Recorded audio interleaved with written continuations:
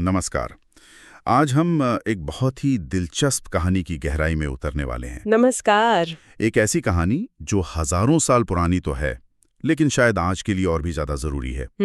ये कहानी है आयुर्वेद के जन्म की। बिल्कुल। और ये हमें मिलती है चरक संहिता के पहले ही अध्याय दीर्घाजीवी के अध्याय में। तो ये सिर्फ दवाइयों की कहानी नहीं है। नहीं, बिल्कुल नहीं। ये तो ज्ञान की एक महायात्रा की कहानी है। और इसकी शुरुआत होती है एक संकट से। संकट से? हाँ, एक ऐसा संकट जिसने उस समय के सबसे बड़े विचारकों को, मतलब ऋषियों को, एक साथ आने पर मजबूर कर दिया। अच्छा, तो शुरुआत ही एक प्रॉब्लम स्टेटमेंट से होती है। मतलब आयुर्वेद की जरूरत ही क्यों पड़ी? ऐसा क्या हो गया था? देखिए, एक ऐसा समय आया जब बीमारियां, मतलब रोग, लोगों के जीवन के जो मुख्य लक्ष्य थे ना, धर्म, अर्थ, काम और मोक्ष। हाँ बिल्कुल, इन चारों पुरुषार्थों के रास्ते में वो एक बहुत बड़ी रुकावट बनने लगी। ग्रंथ इसे बहुत साफ साफ कहता है, विघ्नभूता यदा रोगाः प्रादुर्भूता शरीरिणाम तपोपवासाध्ययन ब्रह्मचर्य व्रतायुषाम।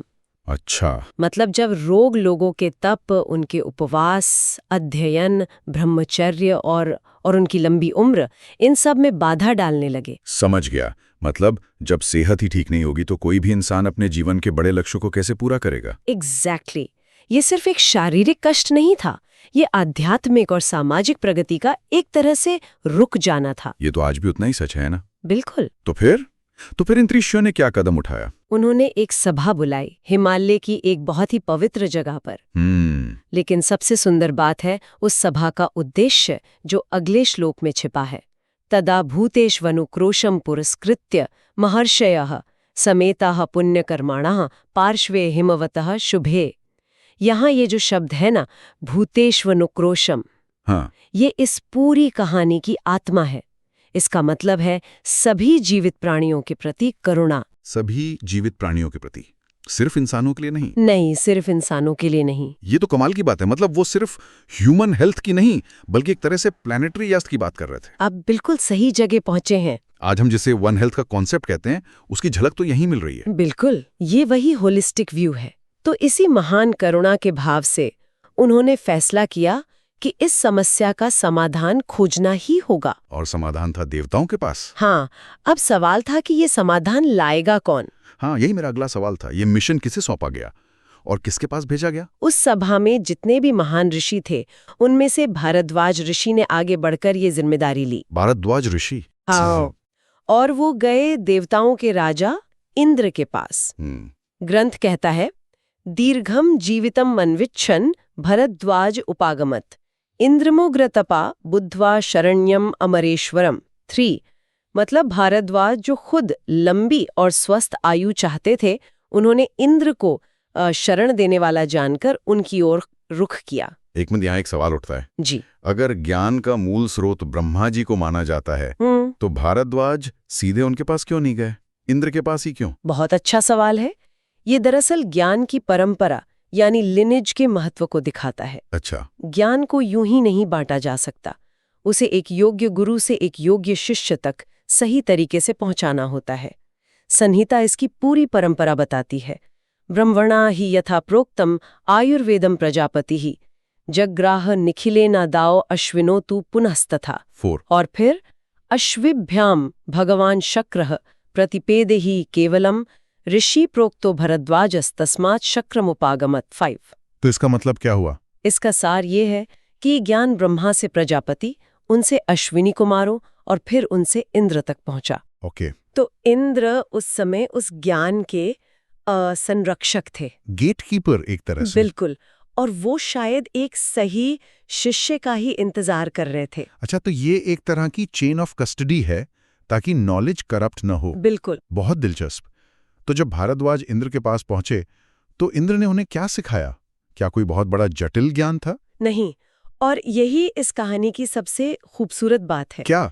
इंद्र ने भारद्वाज को आयुर्वेद का सार, उसका सोर्स कोड दे दिया। Source code? हाँ, इसे त्रिसूत्र कहा गया है। ये इतना मौलिक है कि कहा गया है इसे स्वयं पितामह ब्रह्मा ने समझा था। हेतुलिंगो शदध्यानम स्वस्थातुरपरायणम त्रिसूत्रम शाश्वतम पुण्यम बुबुधेयम पितामह। त्रिसूत्र, तो ये क्या है? ये 3 सूत्र हैं।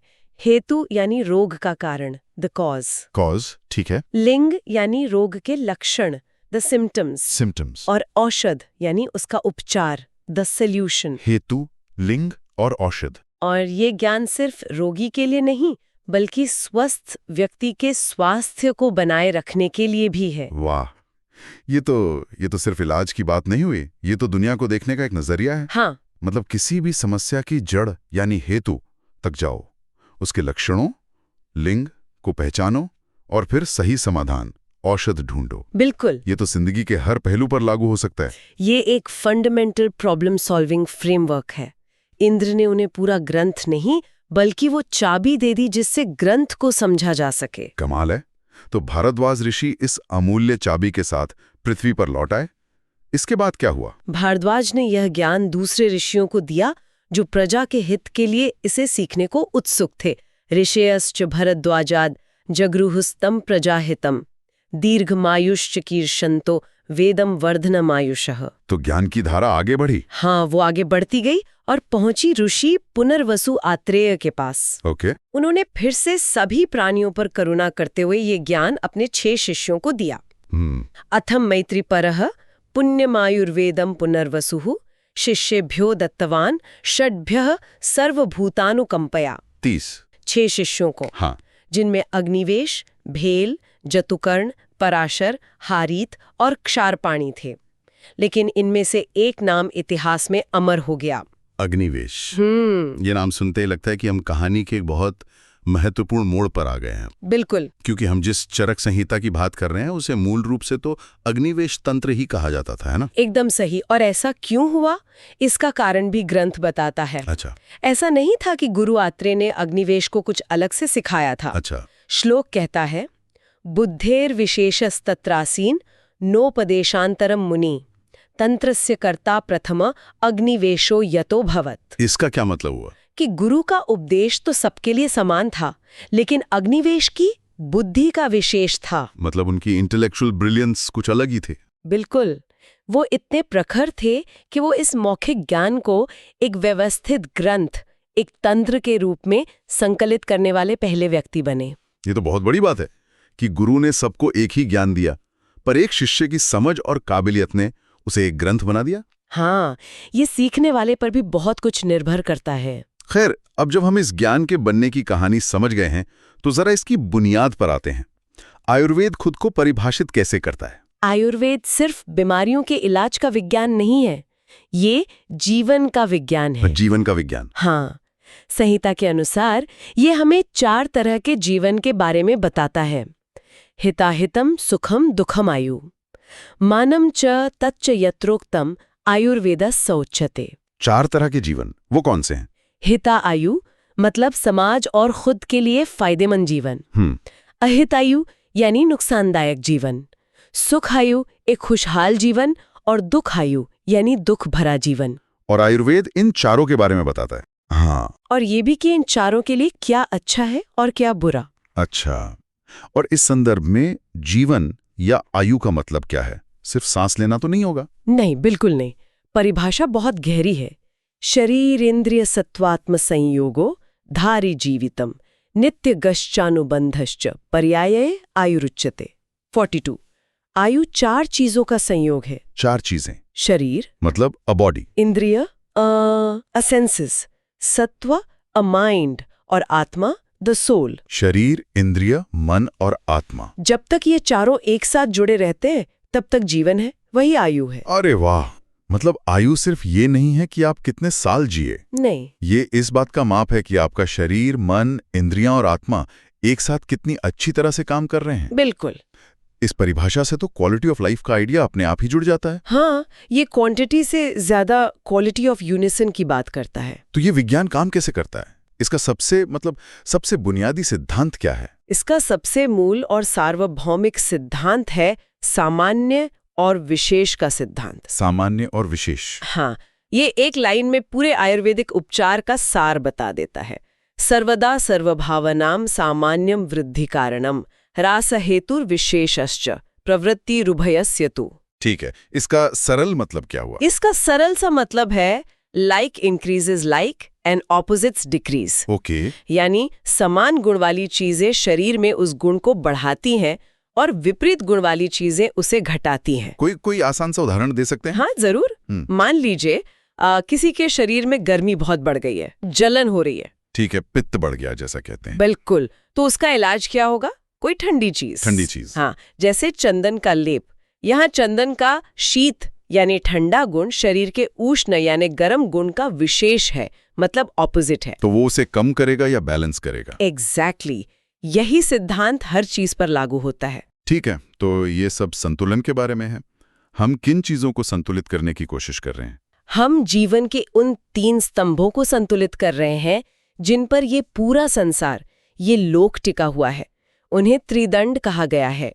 सत्वमात्मा शरीरम च त्रयमेतत् त्रिदंडवत् लोकस्थिष्ठते संयोगात् तत्र सर्वं प्रतिष्ठितम्। 46। त्रिदंड? हाँ, 3 डंडे। सत्व यानी मन, आत्मा यानी आत्मा, और शरीर। मन, आत्मा और शरीर। हाँ, जैसे कैमरा का ट्राइपॉड 3 पैरों पर खड़ा होता है, वैसे ही जीवन इन तीनों के संयोग पर टिका है। मतलब अगर इनमें से एक भी डंडा कमजोर हुआ, जैसे अगर मन परेशान है, तो शरीर और आत्मा पर भी असर पड़ेगा? बिल्कुल। आज की भाषा में इसे ही तो माइंड बॉडी कनेक्शन कहते हैं। हाँ, जिसके बारे में अब इतनी बात हो रही है। आयुर्वेद के लिए ये कोई नई खोज नहीं है, ये उसका फाउंडेशनल प्रिंसिपल है। और जो तत्व इस संतुलन को बिगाड़ते हैं, उन्हें ही दोष कहा जाता है। वात, पित्त, कफ। हाँ, शरीर में ये 3 भौतिक दोष हैं: वायु, पित्तम, कफश्चुक्ता, शारीरो दोष संग्रह। और मन के भी दोष हैं। मानसः पुनरुद्दिष्टो रजश्च तमवेव च। 57। रजस और तम। हाँ, ये 2 मानसिक दोष है। स्वास्थ्य इन्हीं दोषों के संतुलन की अवस्था है। और रोग इनके असंतुलन की? बिल्कुल। यह ज्ञान सुनने में जितना सरल लगता है, उतना ही शक्तिशाली भी है। लेकिन अगर कोई इसे गलत तरीके से इस्तेमाल करे तो? क्योंकि अधूरी जानकारी तो खतरनाक हो सकती है। ग्रंथ इस बारे में बहुत ही गंभीर चेतावनी देता है। एक ऐसी उपमा है जो हर चिकित्सक को हमेशा याद रखनी चाहिए।